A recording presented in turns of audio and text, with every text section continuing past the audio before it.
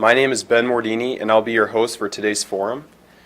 The Hinckley Institute was established in 1965 through the generous bequest of the Noble Foundation and Robert H. Hinckley. The Institute is dedicated to teaching students the importance of practical politics and the principle of citizen involvement in government. The Hinckley Institute offers paid internships to students of all majors here locally in Washington, D.C., and in 35 countries around the globe. The Institute also offers classes, the nation's only campaign management minor, week-long experiences to Washington, D.C., and over $300,000 in academic scholarships.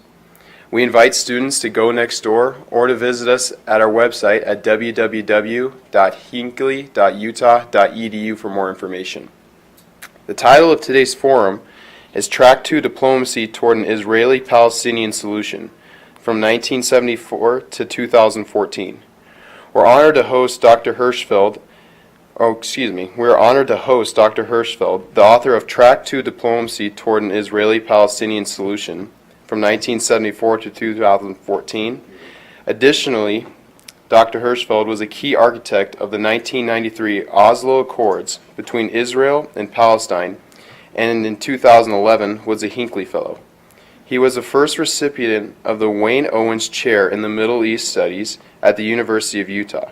He is a lecturer at the University of Haifa and a Director General of the Economic Cooperation Foundation in Israel. Please join me in welcoming our guest.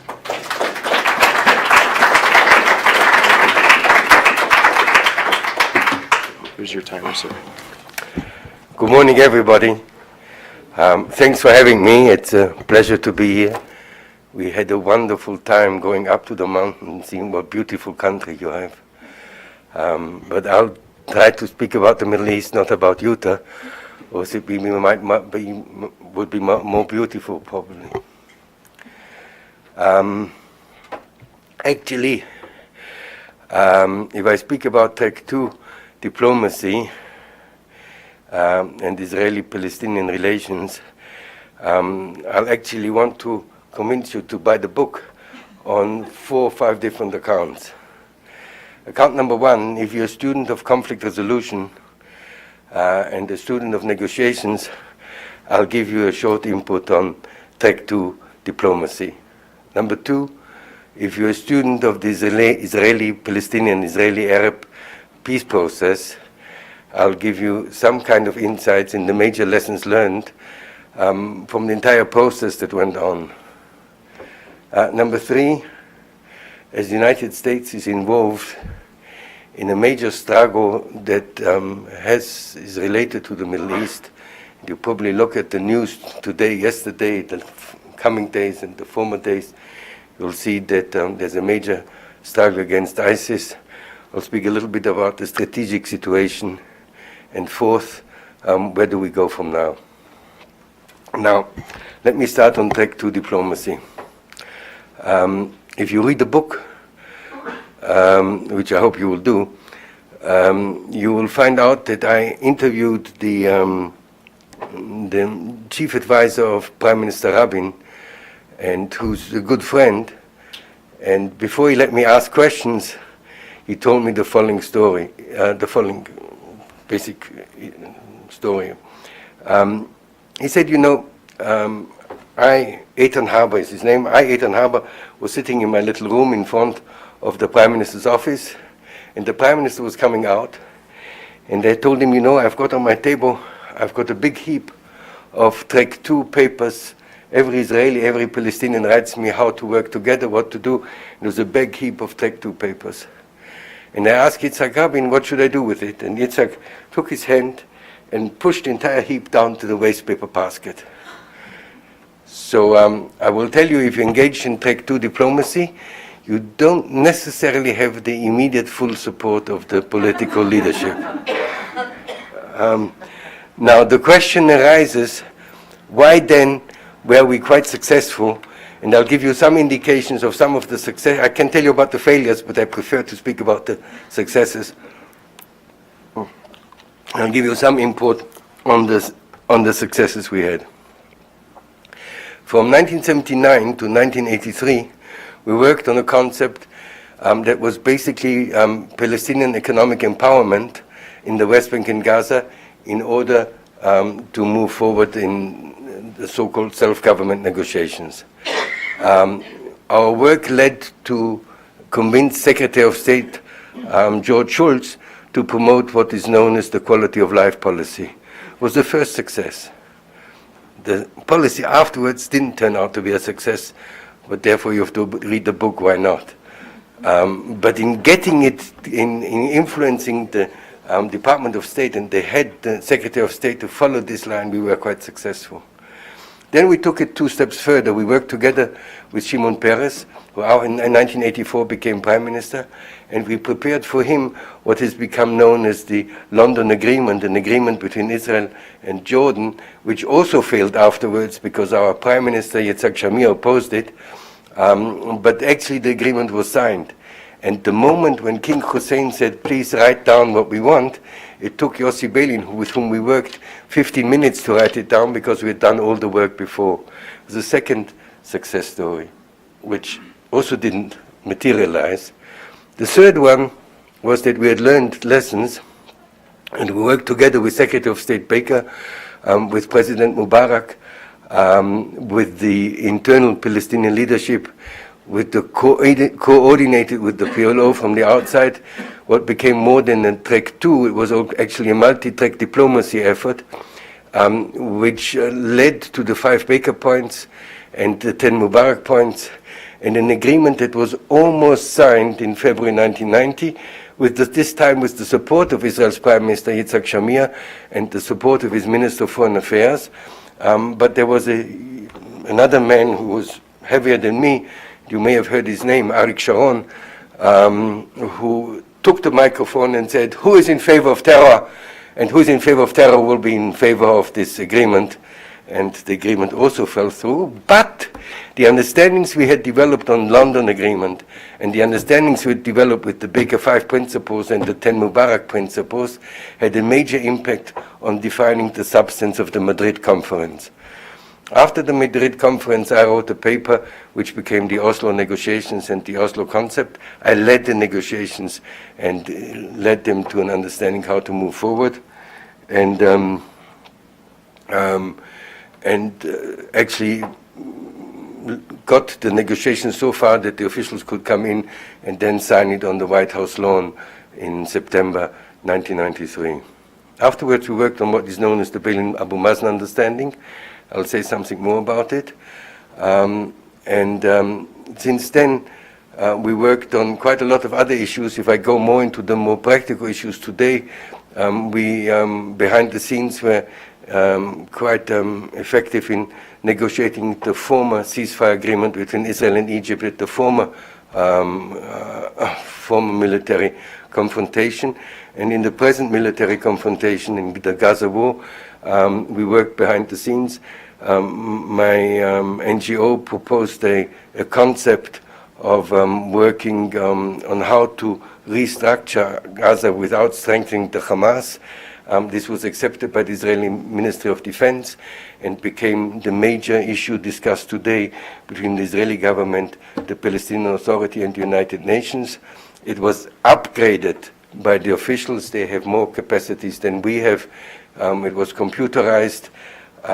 It had a major effect on the New York meeting of September 22, which is a week ago, where there was a major headway made as a basic change in concept was developed that international projects in Gaza and the West Bank will be accepted as programs, not as each project. If you understand the substance of it, it means that far more economic rebuilding and reconstruction can be done also in Gaza and also in the West Bank. And we are at the moment we're involved in preparing understandings for an October 12th agreement meeting in Cairo, and we're suggesting a follow-up agreement in Cairo that will happen after the American negotiations. I don't know what will happen with this. I'll speak a little bit more about it. What I'm telling you is that track 2 diplomacy can be very effective in spite of the movement of Yitzhak Rabin.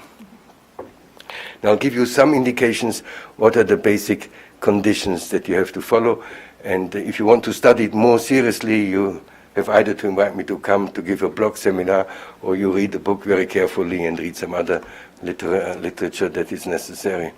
But basically there are 5 or 6 preconditions for track 2 to be successful.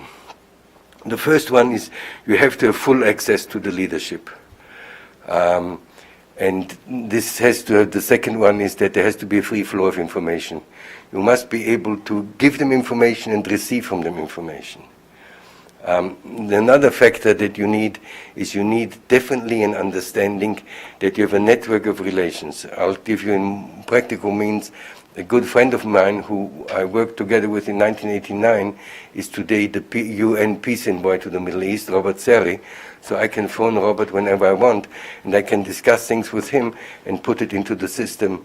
We have excellent relations with the Palestinian leadership. We have it with the Jordanian leadership. We have it with the Egyptians on the ground in Tel Aviv.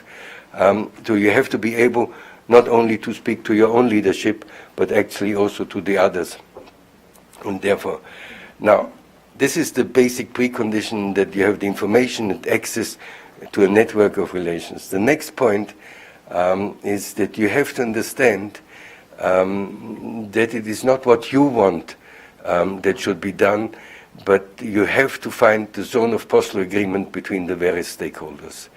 And you need a great degree of humility, not to push your own ideas and your own convictions and your own morals, but you have to have an understanding that you don't have the legitimacy, you don't have the responsibility, and you don't have the power to carry out policies you suggest. And therefore, a great sense of humility is very important. The next factor that is essential is that you have to follow President Reagan's suggestion that you don't know what you can do if somebody else takes credit for it. You must be in a position that you give the credit to the others. If I take credit for it, which happened 20 years ago, it's a different story. But on the issue itself, be very careful to take credit. You want the others to take credit for it. Now, if you have all these conditions in place, you have to go through a 3-phase process. You have to go through concept building. You have to develop a concept where you put together the zone of possible agreement.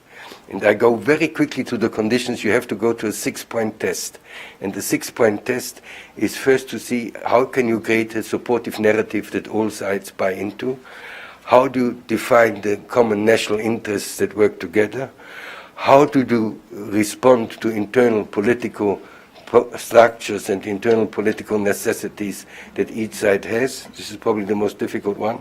How do you encourage the institutions, in Israel, the Mossad, the Israeli Defense Forces, the Treasury in the United States, the Department of Defense, the Department of State, how do you who actually have to carry out the work? How do you empower? How do you get their support? The fifth point is you need the support of the leadership. You have to know how the leadership can do it. And the 6th is lessons learned. If the concept stands up to these 6-point test, it doesn't have to be 100% outcome, but it can't be a 0 outcome. If it stands up to the 6-point test, you have a zone of possible agreement you can promote. And after you do the concept, you build a supportive coalition around it, and then the supportive capacity, and then you can have quite important success. And sometimes work you do today can be opposed, and 2 years later you can use it. So it is quite an important work, and anyone who deals with conflict resolution in negotiations or other issues should actually be aware of the technique that I'm suggesting in the book. Now, we can speak about negotiations afterwards, but I'll try to tell you the major lessons learned during the 30 years of process that we have pursued. And I'll tell you 2 stories. I'll tell you two stories that are indicative of what you have to aspire to achieve, even if you have got bigger ambitions. And the basic lesson is don't try to achieve the impossible or the desirable, but try to achieve the achievable. And I'll give you the two stories that make clear what I'm speaking about. I interviewed for the book the various Track 1 actors, the people who worked with Prime Minister Rabin and afterwards with Olmert and with all the others, and also with Sharon and with Netanyahu. I got the following story from General Danny Rothschild, who was for Rabin responsible for Palestinian affairs. And he told me the following story. Rabin was supposed to meet Chairman Arafat on the border between Israel and Gaza in a place called Erez. And he asked Danny Rothschild to give him confidence-building measures. Danny Rothschild asked Rabin, give me a strategic directive. What is the outcome you want? And Rabin said, forget it. I don't want to give you a strategic directive. I want to have confidence-building measures. So so Danny Rothschild gave him 20 of those and said, give Arafat 6, ask what his reaction is. If his reaction is positive, give him another 6 and keep another 8 for later on. They go to Erez. Rabin goes up to the first floor. Danny Rothschild stays on the ground floor. After 7-8 minutes, Rabin calls Danny Rothschild, and he sits beside him and he tells him in his dark voice, Danny, I gave him all the 20 goodies, give me some 10 or 15 more. What Rabin was saying is essential. I want to build a partnership with Arafat. I don't know exactly where the political necessities are, what the exact outcome is. If you want a piece of paper that solves all issues, we probably won't be able to go there. But if I have a functioning partnership and functioning confidence one with the other, we can work on the zone of possible agreement, whatever it is, and we can move from step to step forward. It went along with another understanding, that the Palestinians have most difficulties in strategic flexibility.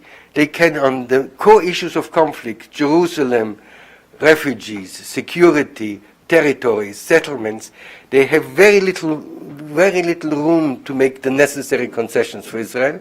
On the tactical level, they have major flexibility. Now, I'll tell you the second story, and the second story is a little bit painful for me, and you'll immediately understand why.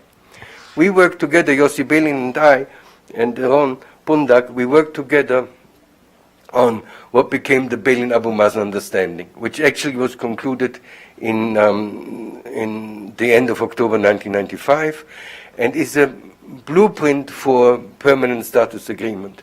When President Clinton saw the agreement, the understanding, he said, let's change 4 or 5 words and sign it.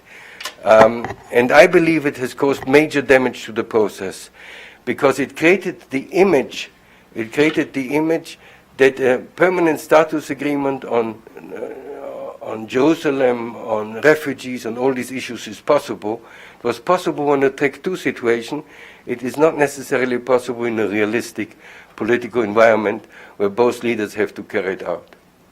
And the story I will tell you is that 2 months before we actually concluded the understanding, I had a meeting with Chairman Arafat.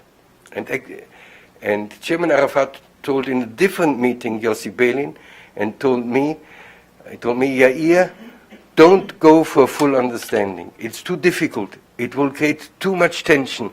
It will create too much opposition, and we will not be able to carry it out, and you will have too much friction with Peres and with Rabin. And we didn't listen. We didn't listen, and if I regret something in the last 30 years, this is the one thing I regret. Because one of the major mistakes that has carried, it has failed President Obama, it has failed Kerry, it has failed Clinton, is the assumption that a full agreement is possible. The logic is that the paradigm that was created in 1978 in the Camp David Accords that were signed between Israel and Egypt, the paradigm was a very problematic paradigm. And the paradigm said we have first negotiations, then we go to a Palestinian self-government agreement, which we achieved in Oslo. And from the self-government agreement, we go to solving the outstanding core issues of conflict: Jerusalem, territory, refugees, security, settlements, the nature of the Jewish state, the nature of the Palestinian state, finality of claims, end of conflict, and these issues. And there's too much, it is too much a zero-sum game, too much against the basic interests of both sides that make it difficult to move ahead on that. Therefore, the major lesson learned is try to achieve what we actually want is we want to achieve a peaceful two-state solution. I'll tell you from an Israeli point of view, the big Israeli fear, and I believe a very down-to-earth fear, is that if we sign a paper on all these core issues and we make major concessions and you establish a Palestinian state, this Palestinian state most easily can be a failed state. If they don't develop the capacities, the security capacities, the administrative capacities, a functioning legal system, a functioning administrative system, if this fails, it will be a far bigger disaster than the present status quo. And therefore we have to prepare on the ground state-building capacities and move ahead. And actually, I must tell you this, with all the argument that everything has gone wrong and Oslo's been a failure and all of this thing, it's very easy to say. The truth is that major headway has been made. We have, there is not yet a full Palestinian state. But on the West Bank, under the leadership of our President Abbas and Prime Minister Salam Fayyad, a monopoly of the use of force has been established. And the beginning of a functioning administration has been established. There are some loopholes. They don't have fully in control. But it is a major joint interest, and we have to follow this joint interest to expand the capacity of the Palestinian Authority and build the capacities for a Palestinian state that has to be a successful Palestinian state, and we can work on that. Now, let me go to the next point, which is basically, where do we go from here? If we go, where do we go from here? You have to have four basic understandings in your mind and see how to move forward. The first one, you need to understand the strategic reality in the Middle East, not only of yesterday or the day before yesterday, but of today and tomorrow.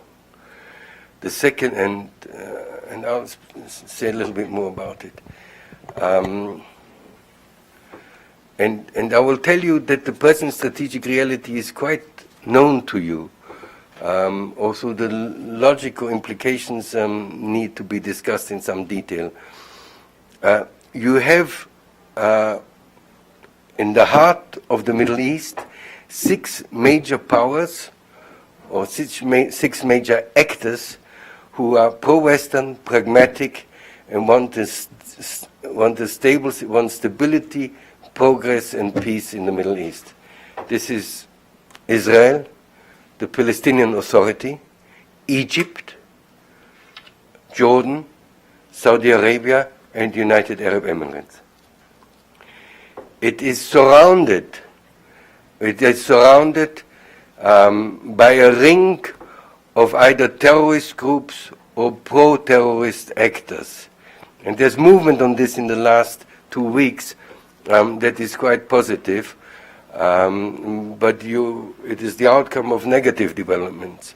You all follow in the American news the activity of ISIS, their terrible action in Iraq and in Syria. You may be aware of the activities of Jabhat al-Nusra, which is an outcome of Al-Qaeda, who control now under Golan Heights and they're close to the Jordanian border. There is Hamas, there's Hezbollah, There's Iran, and there's also quiet support from Turkey and from Qatar. The good news, the good news is that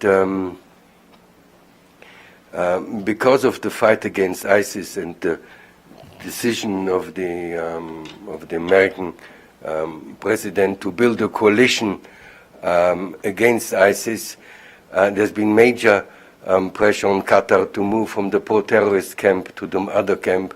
Saudi Arabia has put an ultimatum to the Qataris, which was probably more effective than the American involvement. And the Qataris are moving in the right direction. They have stopped to support the Muslim Brotherhood. They will take part in the fight against ISIS. They have not stopped to support Hamas yet. And they will have to be told to stop to support Hamas in no uncertain terms. Turkey is more complicated, and it is a more an open society with a lot of difficulties. We can talk about Turkey in the question and answer period. The good news is that we have the Israeli government, and actually we behind the scenes too, have tried to convince the American government not to be too critical against the Egyptian leadership. The President Assisi is absolutely good news in promoting, seeing to promote stability, fighting the terrorists in Sinai, working together with Israel and the PA on stabilizing Gaza. And the international community has now accepted Egypt's leadership in this point in proposing there will be on the 12th of October a meeting in Cairo to promote the activities, and we are planning a further follow-up meeting that should be towards the end of the year to make it possible to start the peace process. But basically, a very coordinated, coherent struggle to stabilize to help to strengthen the process of stability of these six powers together with Qatar is an essential move in a peace-building activity. It will need to form different coalitions in different places in order to stabilize the situation. On some issues, American, Israeli, Egyptian interests go hand in hand with Iranian interests in Afghanistan, on some of them on Iraq, on fighting ISIS. There have to be different coalitions that you have to build every day with someone else. But the security, the logic from the wider point of view, that if we need to strengthen the axis of the six, of Israel, the PA, and Egypt, and Jordan, and Saudi Arabia, it needs headway in the Israeli-Palestinian peace process.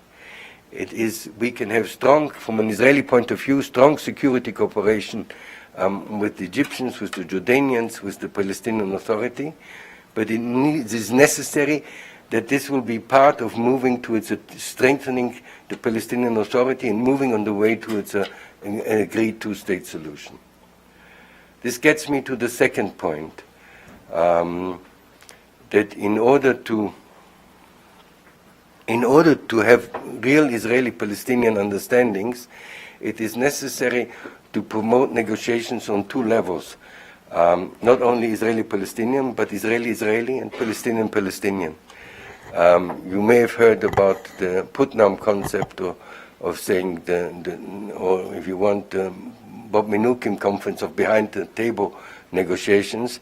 It is essential that we, the Israeli side, will have a dialogue with our very right-wing people. If you want to have some of the settlements to get them out, we have to convince the settlement leadership that this is an essential necessity, and we have to build bridges on doing that. I've been involved in having an intense dialogue with rabbis, and we've been moving ahead on that. The second, and on the Palestinian side, it needs some kind of dialogue between the different groups. If I move to the third point is actually moving ahead on Israeli-Palestinian negotiations. We all want to rebuild Gaza, but not to let Hamas rearm, and there's a need to work together with the Palestinian Authority and the Egyptians, and there's a possibility to do it.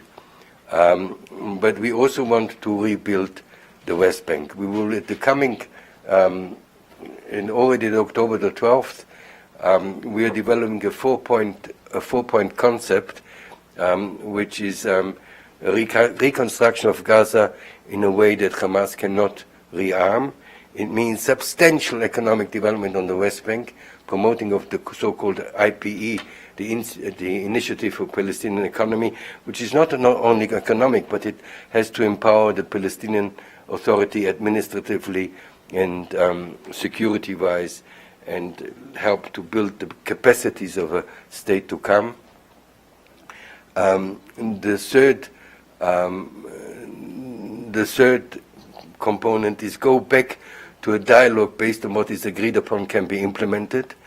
And I can tell you that the Secretary of State Kerry has asked his team to make a proposal in the coming week in order how to move forward. That's the third component. And the fourth component is to relate the negotiations somehow on the Arab Peace Initiative, to have a regional input, that there can be regional buy-in, regional financial, economic and political and security support for both the Israeli and the Palestinian side. And there is a real chance to move ahead. Now, the fourth point we have to be aware of, and I'll be in 1 minute more than my time, is that you have to be aware of the spoilers. The spoilers are very serious. And we have today, I'll only give you an input of what happened in the last week. There was an agreement between Fatah and Hamas and Israel and the Palestinians on how to do things in Gaza a week ago. But during the moment they closed the door and went back home, they are fighting each other, and what has been agreed upon has not been implemented. And there's a struggle one against the other, and there is a lot of hardball playing, which is necessary, but it is unclear whether this all too easily can go over into, flow over into a renewed military action. If some of the Hamas people are too much pushed aside, they may provoke another military action. We have ways and means to deal with it. The way and means we proposed in the past was that there will be an Israeli-Egyptian dialogue on that. If they do provocations, we ask the Egyptians to take care of it. If it doesn't work, the Israeli army will take care of it and use its deterrence power in a way which we know how to do. Now, to tell you that everything is easy, to tell you that we have a paved road towards peace, stability, and mutual understanding in the Middle East would be far, far too much. But to tell you that we can learn from lessons in the past and we can move forward, we definitely can. And the price is so high that I don't think we have another opportunity, but we have to work on it to make it happen, that there will be movement forward to a better future for the people in the Middle East. Thank you.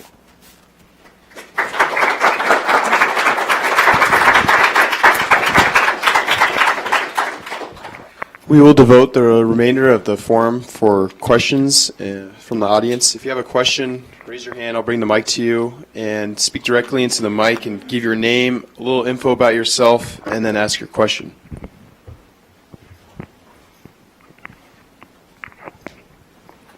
Hi, good morning. I'm Chris. I'm from the engineering department. And I was listening to you talk, and I had a couple of concerns. Concerning the Palestinian issue, you mentioned Hamas and Hezbollah and the Palestinian authorities. And you mentioned the four-point system.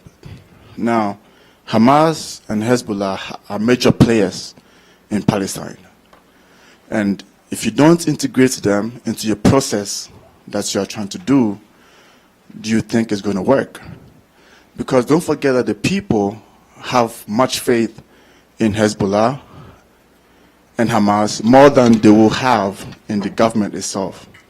The second issue is that Iran is a major player in the conflict between Palestinian and Israel, no matter how you see it. They're a major player. And when you mention the six countries in the Middle East that are very influential, you did not mention Iran, forgetting that they have a major stake in whatever is happening in the region. Now, the Qataris, and I also think that the basics of most of this conflict is to understand the genesis of the problem, because there's a lot of tribal issues intertwined together. I don't know whether you understand my point. I do. I understand. Put your statements into questions and I'll answer them. Okay. So the first question was sidelining or The first question is Hamas and Hezbollah. The second question is Iran, and the third question is what is the genesis? What is the real of the genesis of the problem? Because to solve that, once you solve that, or once you understand that as an entity, you'll be able to progress in your solution. Okay, I'll try to answer all three questions.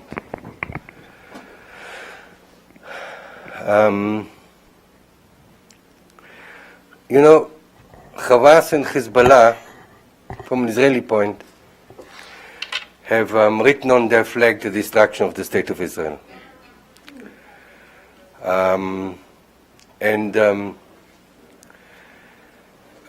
They have, with the support of Iran, and I'll come to Iran immediately afterwards, with the support of Iran, they have undermined the peace process whenever they could and however they could. And if you read my book, you see it from 1994 onwards. Whenever there was headway in the peace process, they would provoke a terror act. And the way they do it is they use violence. We do not react. They escalate violence. We do not react. In the end, we have to react, and you have a vicious circle of violence. So I agree with your statement that Hamas and Hezbollah are important players. There's no question they're important players. The question is, how do you deal with spoilers? How do you deal with someone who wants to kill you and wants to destroy you, and how do you work with them? Now, there are no easy answers. The present situation, and you have to understand the present situation will make it more clear, that after the Gaza war, they seemingly have won, which they have not.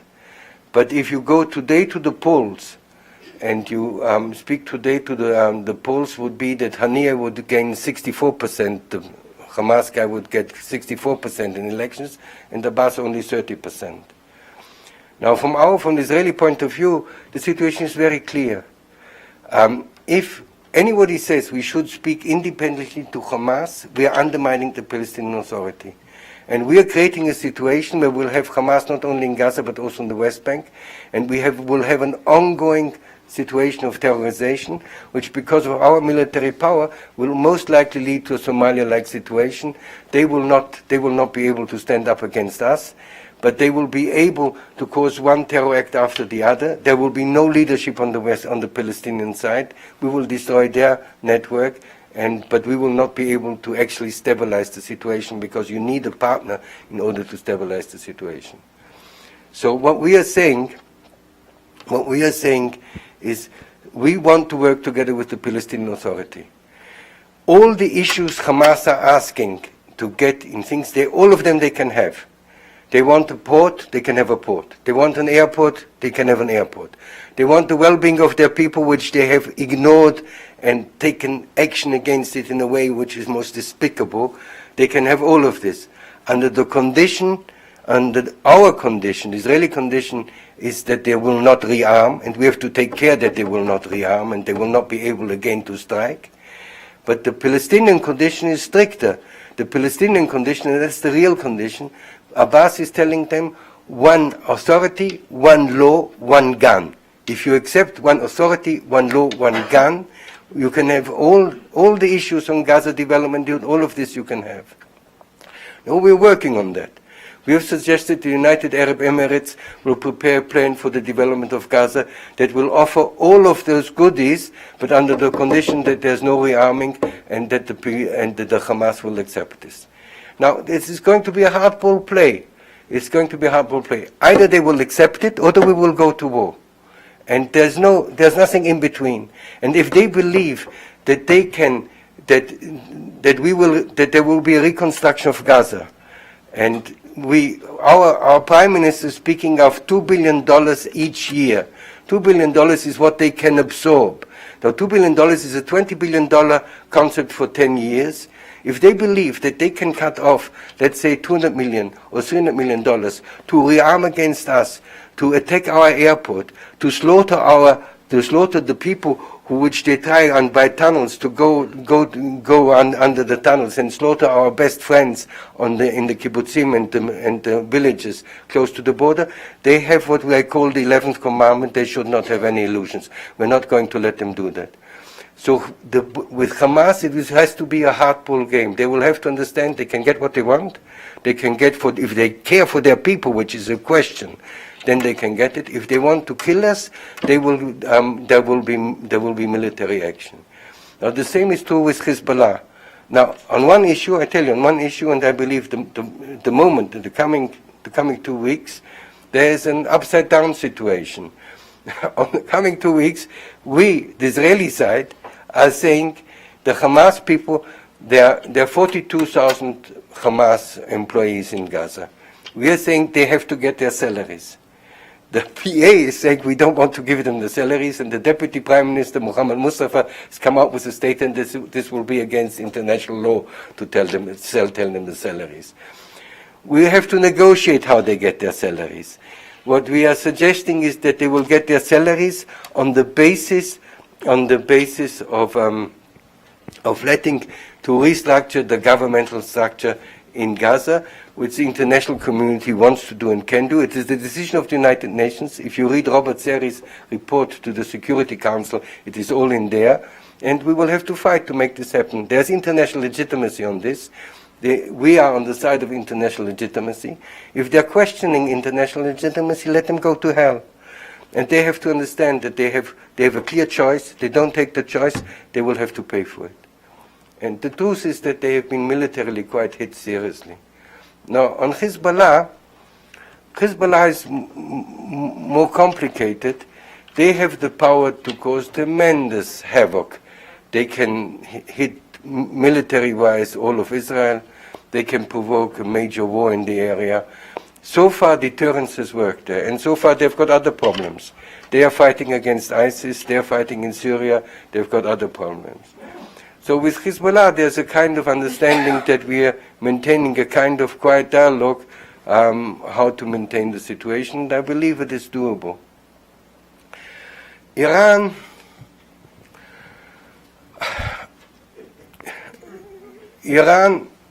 I'll give you a very optimistic line, which is more optimistic than what we'll hear from my Prime Minister today in the United Nations.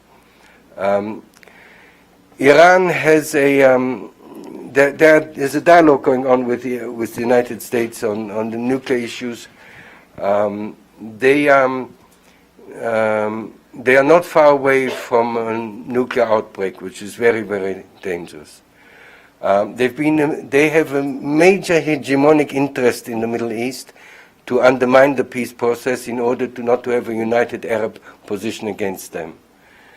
I believe that on certain issues there can be a dialogue between Israel and Iran. It would be a game changer. It would be a game changer. Now, my sense is my PhD is on Iran, and it would need far more detailed discussion, is that President Rouhani would go for what they call yes West, yes East, and to come to some positive terms and understand that the policy that was pursued by Ahmadinejad was terribly costly for Iran. Now, the internal position in Iran doesn't permit this today. Rouhani is not strong enough to oppose the big leader Khamenei and not the Pasdaran, and you have the Basij, who are kind of SR troops like on the Hitler way of beating everybody up who thinks differently. And we'll have to have a very, very controlled dialogue with them to see how we can move to a little bit more constructive policies. I do believe that the fight against ISIS and the fight for stabilization in Syria creates some common interests with Iran which we can work on. Now, on the genesis of the issue, on your third question, no question that the Palestinians, I'll tell you the impact of Oslo, and the impact of Oslo has been very important for this one. Before Oslo, the PLO represented the diaspora, and their aim was to destroy Israel, get all the refugees back, and have actually prevent the state of Israel from coming into being. Because of Oslo, the outside leadership moved inside, and today the inside leadership is determined. The inside leadership means that the main interest is to end occupation and to have a Palestinian state. They can only do this in cooperation with Israel, in support and in understanding with this. There are two people, the Jewish people and the Palestinian people, who have tremendous existential fears, who have both a history of persecution, of suffering that is tremendous. I don't want to compete with the Palestinians on this, but believe me, the Jewish people can compete with the Palestinians on suffering and on persecution. And we have to need to take care of the essential legal, moral, basic interests that in this little place of Palestine, the Jewish people have the right to do like any other nation, implement the right to self-determination in recognized and secure boundaries, and the Palestinian people have the right to implement the right to self-determination in recognized and secure boundaries. This is the essence. We're working to get there. There have been enormously much mistakes, but we know this is the essence of it. And I believe we can work together with it. I'm convinced we'll get there. What I'm not convinced is how high the price of further bloodshed will have to be paid in order to get there.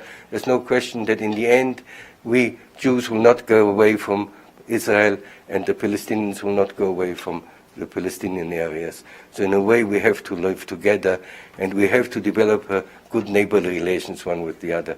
Only on one more remark on this positively, we are planning on the second half of October, the mayor of Gilboa and the governor of Jenin to come together to the United States to say how to develop good neighborly relations between one and the other. I think I answered your three questions. Are there any other questions? Yeah. Thank you, Doctor, for speaking to us. I'm Tim Chambliss. I teach in political science.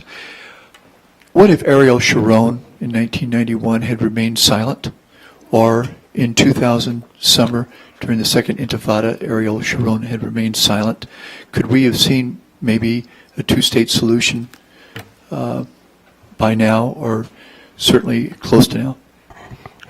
I'm a historian, and I'm not supposed to answer your question, but I will. Because we historians say you cannot check what would have had otherwise. I'll give you a different time. Together with the former Secretary General of the Settlers Movement, a man called Otniel Schneller, and somebody else, Pini Medan, who was the security advisor of Ehud Barak, we worked together with Ariel Sharon on what we called the second unilateral withdrawal. We developed a map where there would have been 15,000 settlers withdrawn from the West Bank. As a matter of fact, Ariel Sharon proposed to the American leadership to get 15,000 settlers out of the West Bank. Now, this could not have been a one-stop approach. But if the American government would not have prevented this from happening, and if Ariel Sharon would not have gone, would have not health-wise fallen apart, this policy would have been taken or not. Now, if we take 15,000 settlers out of the West Bank, we already have a major substance for a two-state solution. There's still a substantial territorial issue that has to be solved, but you have the capacity to develop the two-state solution. So the answer to your question is, when in 1999, Arik Sharon was shouting on the telephone, "This is for terrorism," Mr. Sharon went through a process himself that said, we have no other choice, we have to move there.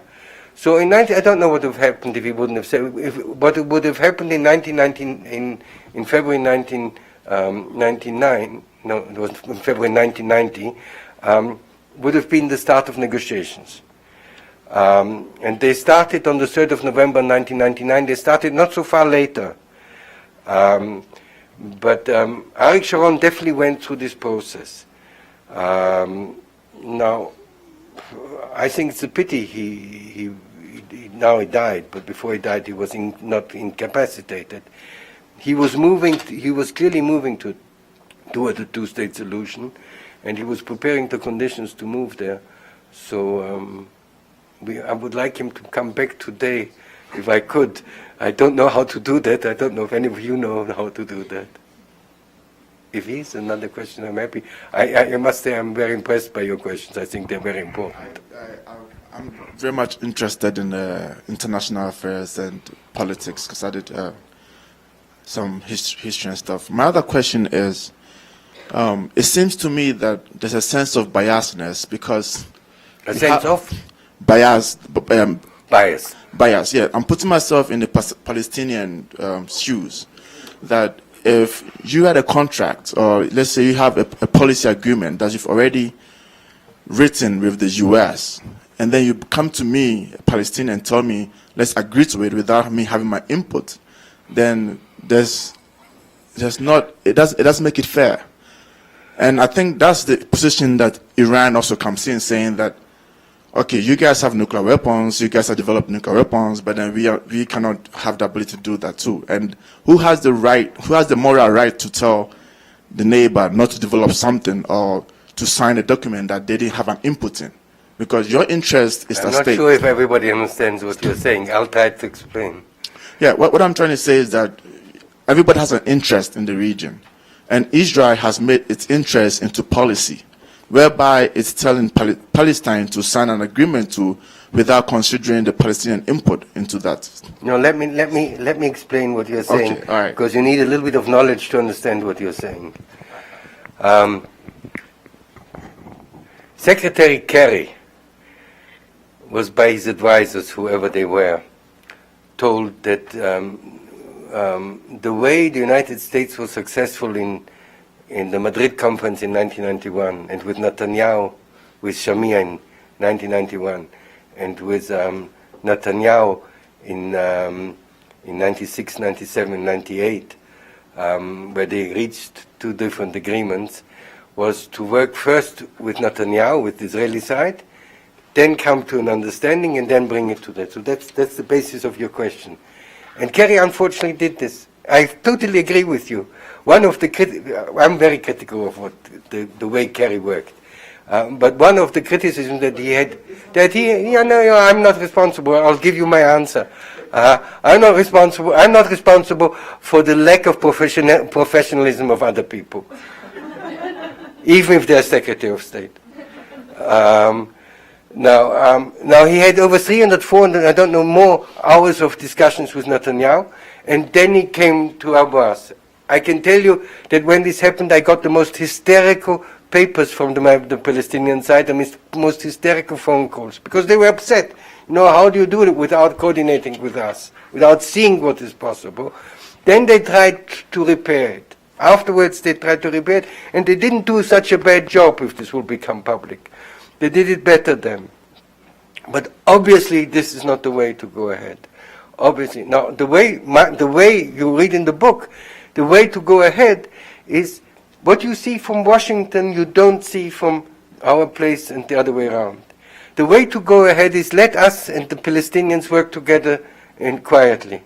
and develop a zone of possible agreement. In Oslo, the Americans were not part of it.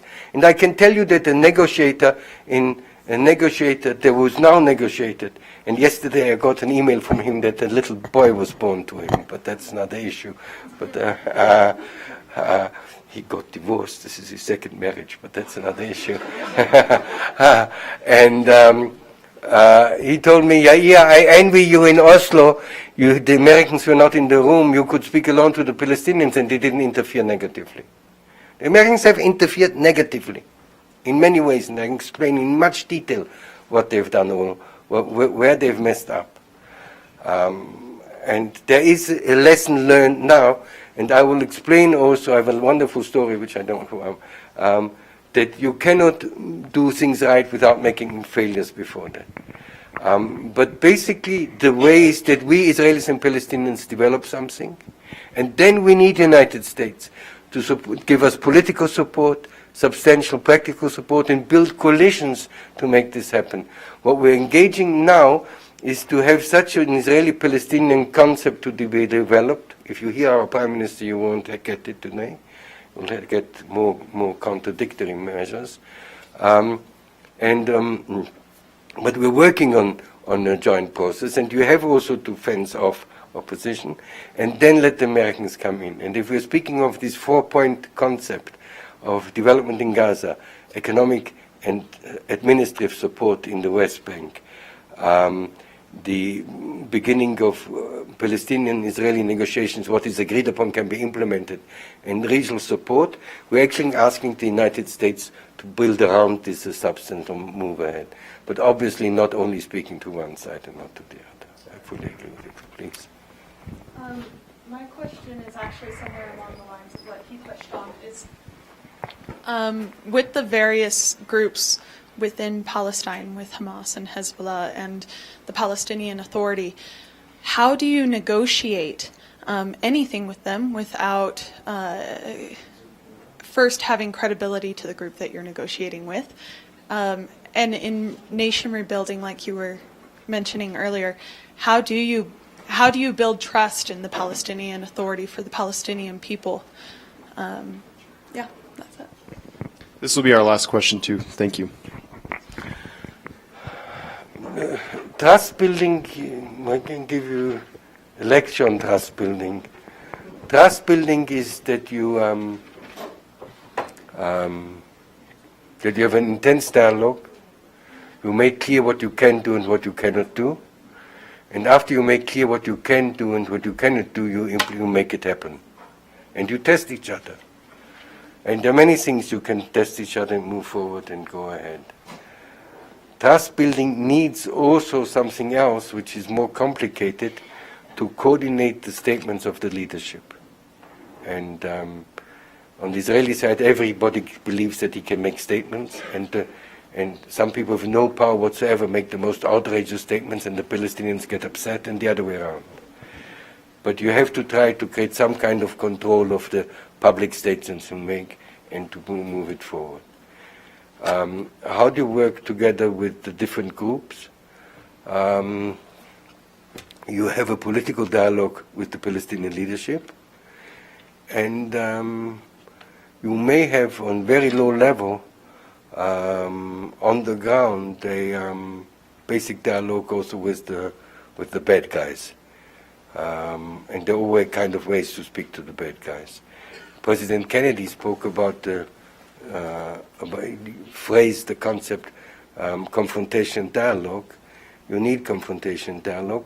The difficulties, and you put your finger on it, is if we speak, if there was a rumor that said I'm speaking to Hamas, which wasn't really true, and you have no idea what the what the PA people did to me.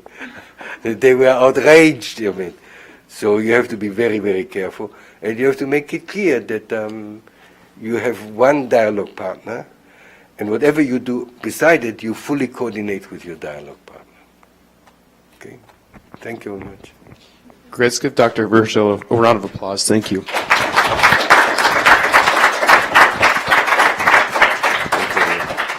you very much. Appreciate it. Well, Well, we look forward to seeing you guys at our next Hinckley Forum.